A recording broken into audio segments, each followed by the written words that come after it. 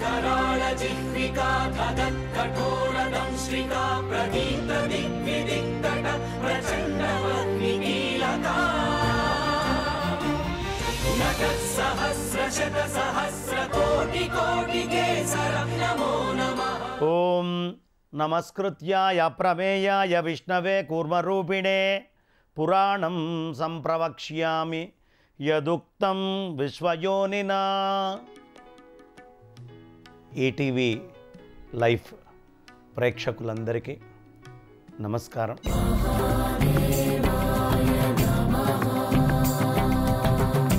పురాణ రహస్యాలు కార్యక్రమంలో కూర్మ పురాణం చెప్పుకుంటున్నాం.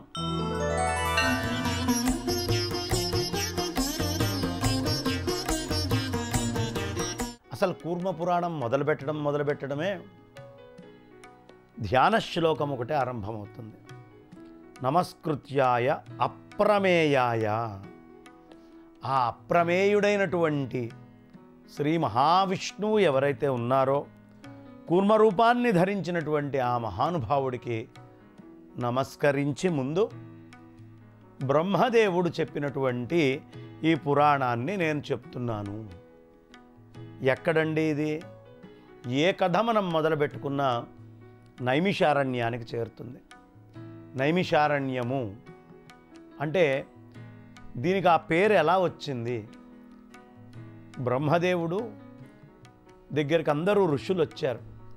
అయ్యా, ఈ కలి బాధ మేము తట్టుకోలేకపోతున్నాం, ఇంత దారుణమైనటువంటి కలిలో మమ్మల్ని అనుగ్రహించండి, ఈ కలి బాధ నుంచి తప్పించుకోగలిగే ఓ ప్రదేశాన్ని చూపించండి అని చాలా విశేషంగా ప్రార్థిస్తే బ్రహ్మదేవుడు ఒక చక్ర ప్రయోగం చేశాడు. ఈ చక్రం ఎక్కడ ఆగుతుందో అక్కడ మీకే ఇబ్బంది లేకుండా మీరు అన్ని యాగాలు చేసుకుంటూ ఉండండి అనే మాట చెప్తే సరే అన్నటువంటి ఋషులు ఆ చక్రం దగ్గరికి వెళ్ళారు. ఆ నిమేషము అనేటటువంటి ఆ చక్రము ఎక్కడ ఆగిందో దాన్నే నైమిషారణ్యము అని పిలుస్తాం. కలిబాధల నుంచి తప్పించుకోవాలనుకునేవాడు ఎవడైనా, కాలచక్రములోంచి వస్తున్నటువంటి ఈ ఇబ్బంది నుంచి బయటపడాలనుకునేవాడు ఈ నైమిషారణ్యంలో ఉండి సాధన చేస్తే కలిబాధల నుంచి వాడు దూరం అవుతాడు. దీంట్లో ఎలాంటి అనుమానము లేదు. నైమిషారణ్య క్షేత్రంలో దీర్ఘకాల సత్రయాగం చేస్తున్నారు. ఎంత విశేషంగా చేస్తూ ఉన్నారు అంటే వేల సంవత్సరాల పాటు జరుగుతుంది ఆ యాగం. ఈ జరిగేటటువంటి యాగములో ఆ యాగము అంతమైన తర్వాత కాస్త ఖాళీ సమయం వస్తుంది. సత్రాంతే సూతమనఘం నైమిషేయ మహర్షయ. పాపరహితులైనటువంటి మహర్షులైనటువంటి నైమిషారణ్యంలో ఉన్న ఆ మహర్షులు సత్రము అంతా యాగము మొత్తము ఆ రోజుకి పూర్తయిన తర్వాత పురాణ సంహితాం పుణ్యాం, చక్కగా పురాణ సంహిత అనేటటువంటిది చెప్పుకోవడం మొదలుపెట్టారు.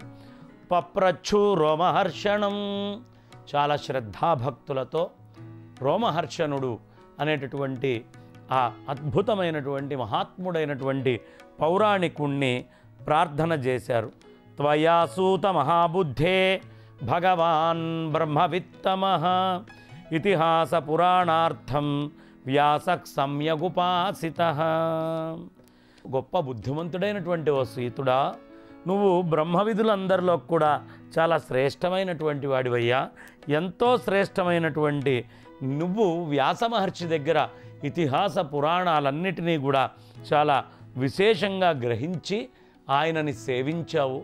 నీలాంటి మహాత్ముడు మేము ఈ సత్రయాగం చేసేటటువంటి సమయంలో అంత్యములో రావడం అనేటటువంటిది మాకు భాగ్యము. తస్యతే సర్వరోమాణి వచసా హృషితాని యత్.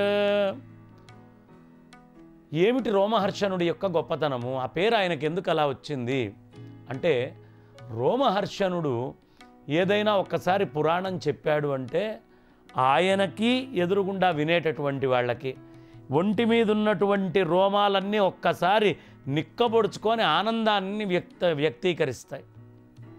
అందుకని ఆ రోమాలన్నీ నిక్కబొడుచుకొని పైకి లేస్తాయి కాబట్టి ఆయనని రోమహర్షణుడు అని పిలుస్తారు.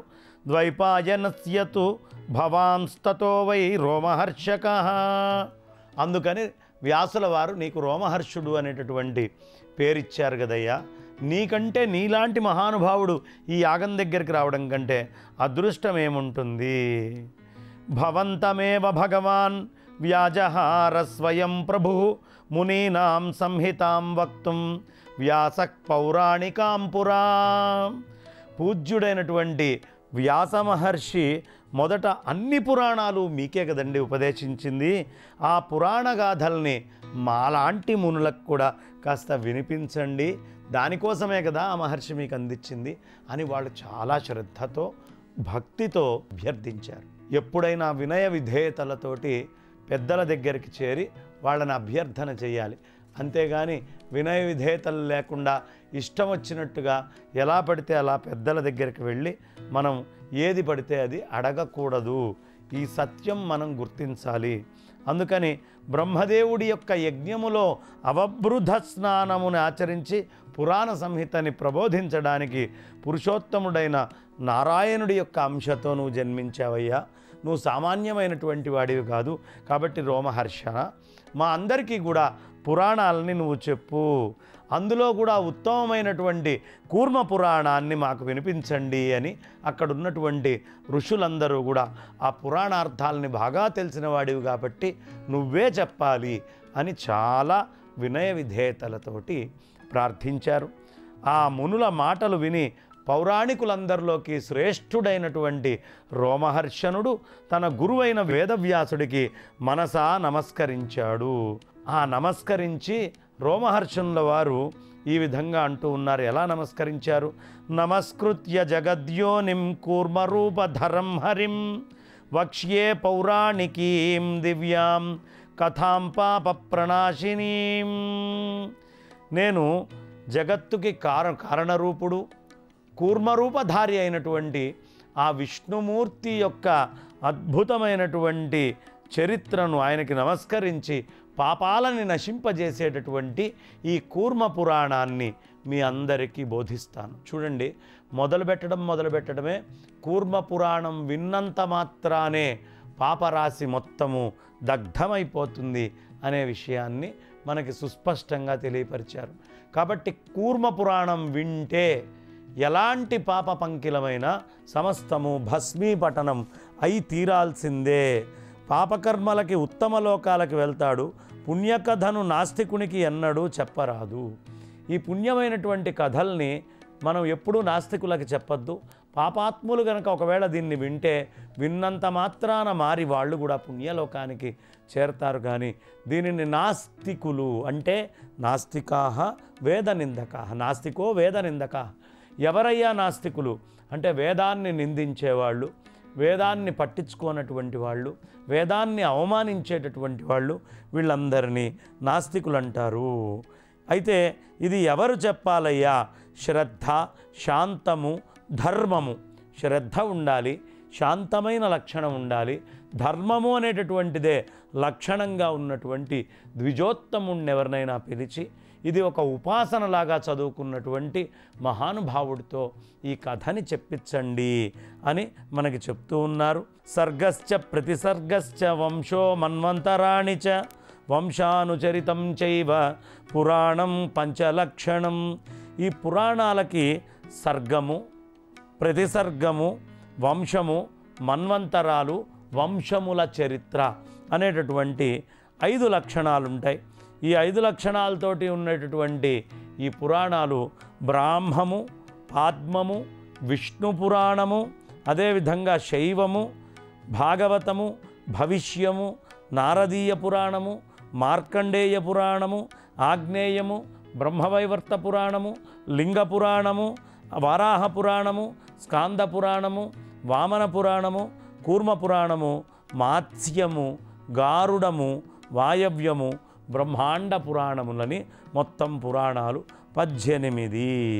కాబట్టి ఓ జ్ఞానులారా, ఓ పాపరహితులారా, 18 పురాణాలు కాకుండా వాణిని విని మునులు సంగ్రహంగా చెప్పిన ఉపపురాణాలు కూడా కొన్ని ఉన్నాయ్యా. ఈ ఉపపురాణాల యొక్క పేర్లు కూడా మనం తెలుసుకోవాలి.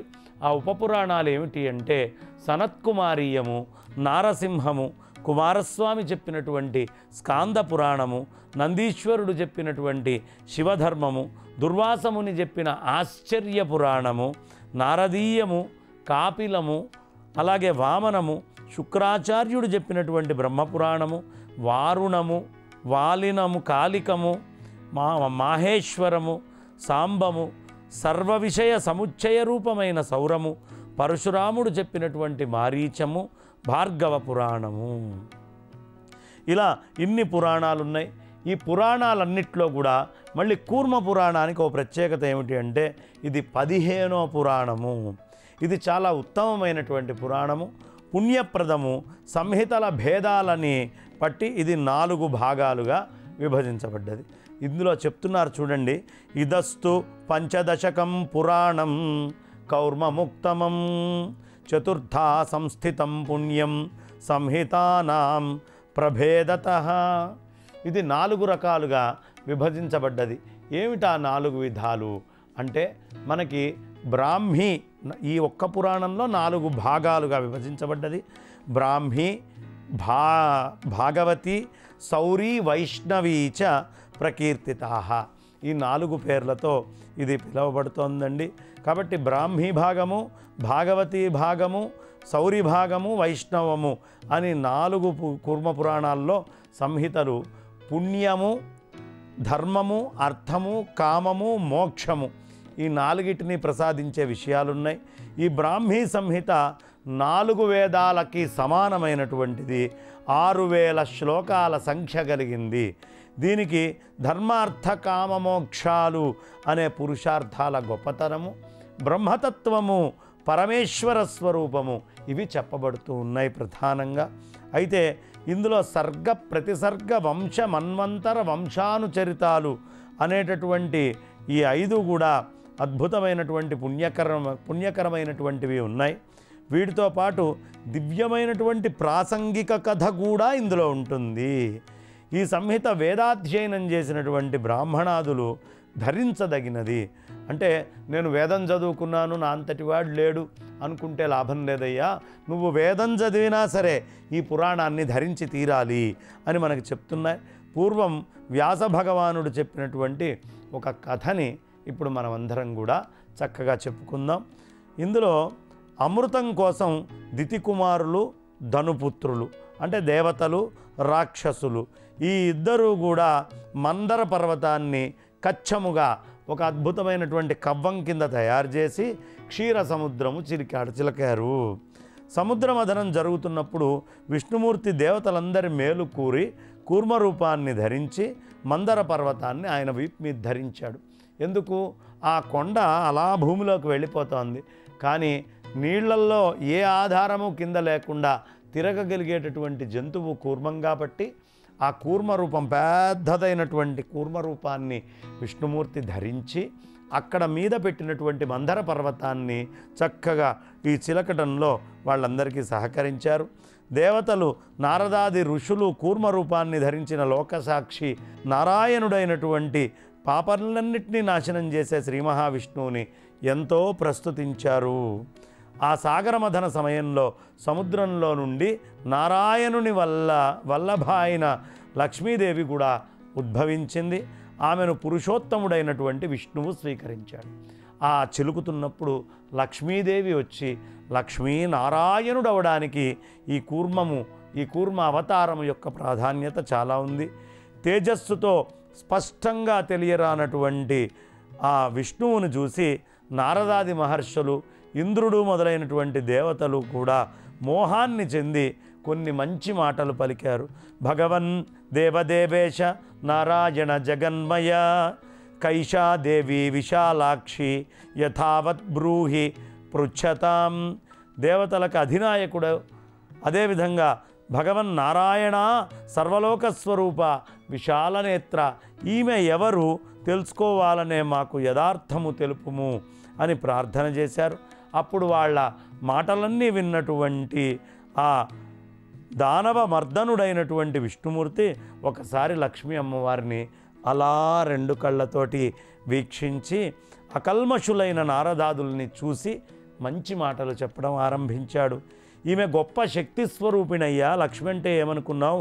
ఇయం సా పరమాశక్తిర్ మన్మయ బ్రహ్మరూపిణి. అలా మాయారూపమైనటువంటిది, అంతము లేనటువంటిది, నాకు చాలా ప్రీతిపాత్రురాలు. ఈ లోకము మొత్తము ఈమె ధరిస్తూ ఉన్నది. కాబట్టి అనయైవ జగత్సర్వం సదేవాసురమానుషం మోహయామి ద్విజశ్రేష్ఠ గ్రసామి విసృజామి. ఈమె సహాయంతో దేవ దానవ మానవులు గల సమస్త ప్రపంచాన్ని మొత్తాన్ని మోహింపజేస్తున్నారయ్యా. నాలో లీనం చేసుకొని మళ్ళీ సృజిస్తూ ఉన్నాను అని ఆయన అద్భుతమైనటువంటి ఆ శక్తి యొక్క మహాత్మ్యాన్ని, ఆ లక్ష్మీదేవి యొక్క వైభవాన్ని ఎంతో గొప్పగా వాళ్ళందరికీ చెప్పడం ఆరంభించారు. ఈ లోకంలో సృష్టి వినాశము, ప్రాణుల జనన మరణాలు, ఆత్మస్వరూపాన్ని కూడా జ్ఞానంతో తెలుసుకొని పెద్దదైనటువంటి ఈ మాయని దాటగలడు. ఈ మాయని దాటాలి అంటే జ్ఞానం కావాలయ్యా.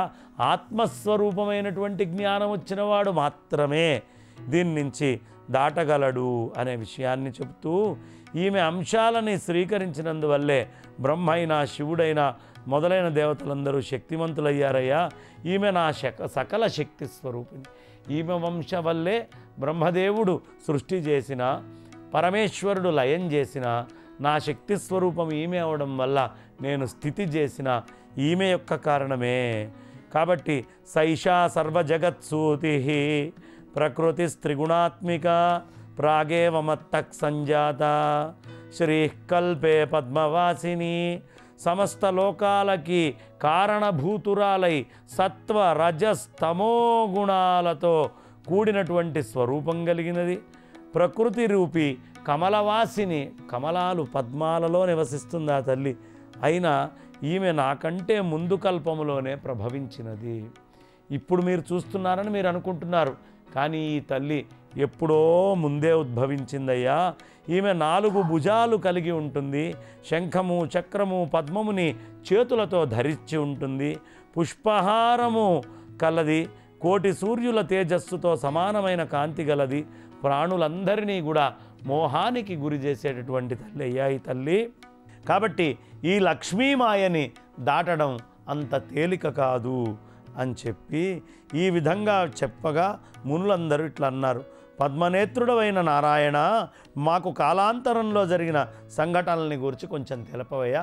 ఇంతకుముందు ఏదో జరిగింది, ముందు కల్పము అవి ఇవి అని నువ్వు అంటున్నావు కదా, ఈ ముందు కల్పంలో జరిగినటువంటి అంశాలని విషయాలని కాస్త మాకు వివరించవయ్యా అని చాలా శ్రద్ధగా అడిగితే, అప్పుడు మునిసేవితుడైనటువంటి ఆ విష్ణుమూర్తి మునులతో ఇలా అన్నాడు, నాయన, ఇంద్రద్యుమ్నుడు అనేటటువంటి ప్రసిద్ధుడైనటువంటి బ్రాహ్మణ శ్రేష్ఠుడు ఒకడు ఉండేవాడు.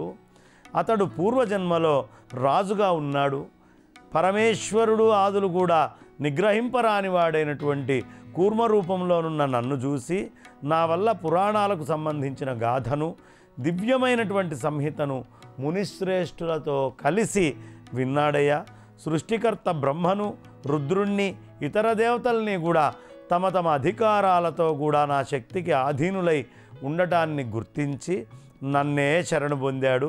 అప్పుడే నేను అతనితో మాట్లాడి విప్రకులములో జన్మించగలవు అని నేను చెప్పానయ్యా. అందుకని ఇంద్రద్యుమ్నుడు ఆ పేరుతోటి ప్రసిద్ధుడయ్యాడు. పూర్వజన్మ స్మృతి కలిగి ఉంటాడు. సర్వ ప్రాణులకు దేవతలకు కూడా తెలియరానిది చెప్పదగిన మిగుల రహస్యమైన జ్ఞానాన్ని నీకు ఇస్తాను నేను. ఓ పుణ్యాత్ముడా, నా వల్ల ఆ జ్ఞానాన్ని పొంది చివరకు నా లోపలే అంతర్లీనమవుతావు అనే వరాన్నిచ్చాడు విష్ణుమూర్తి ఇంద్రద్యుమ్నుడికి. ఇక ఇతరాంశతో భూమిపై నిశ్చింతగాను నివసించు అని వరమిచ్చి వైవస్వతమన్వంతరం గడవగానే మళ్ళీ ప్రయోజనార్థం నన్ను చేరుకుంటావు అని వరాన్నిచ్చాడు. అలా ఇయ్యంగానే నమస్కారం చేసి ఇంద్రద్యుమ్నుడు అతని యొక్క రాజ్యాన్ని పాలించడం మొదలుపెట్టాడు. కొంతకాలం గడిచిన తర్వాత శరీరాన్ని వదిలిపెట్టాల్సి వచ్చింది.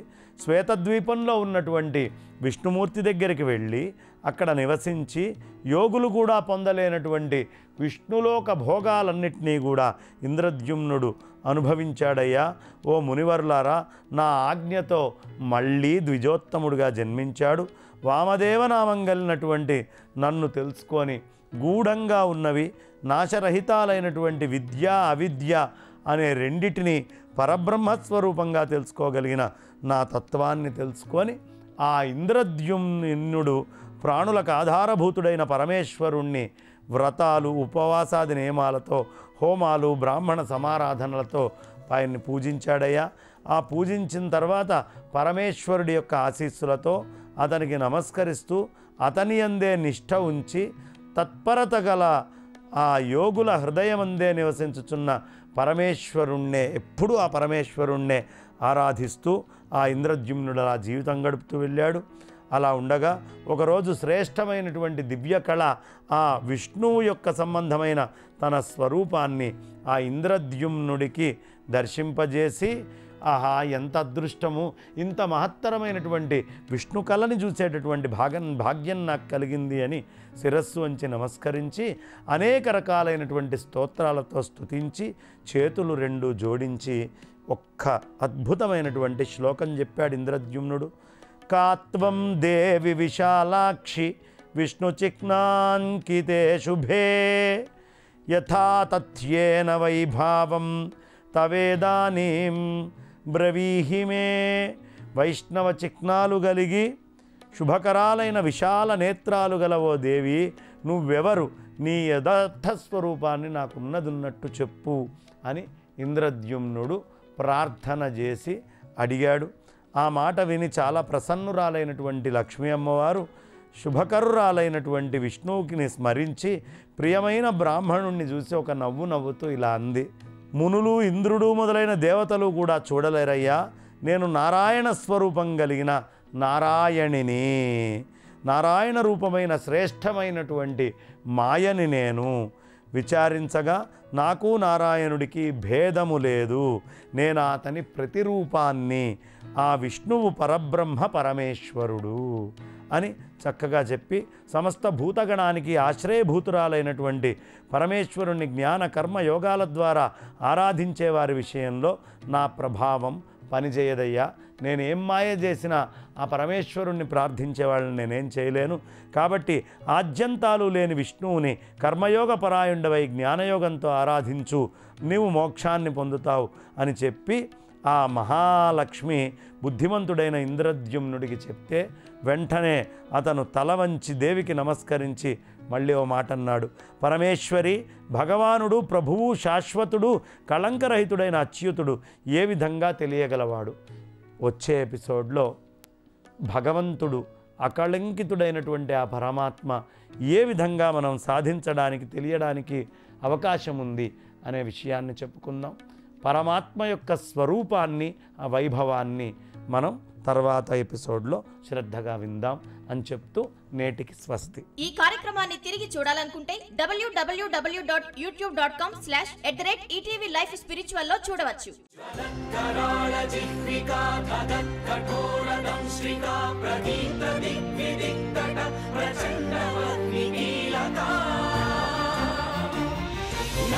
सहस्र शत सहस्र कोटि कोटि केसरं नमो नमः।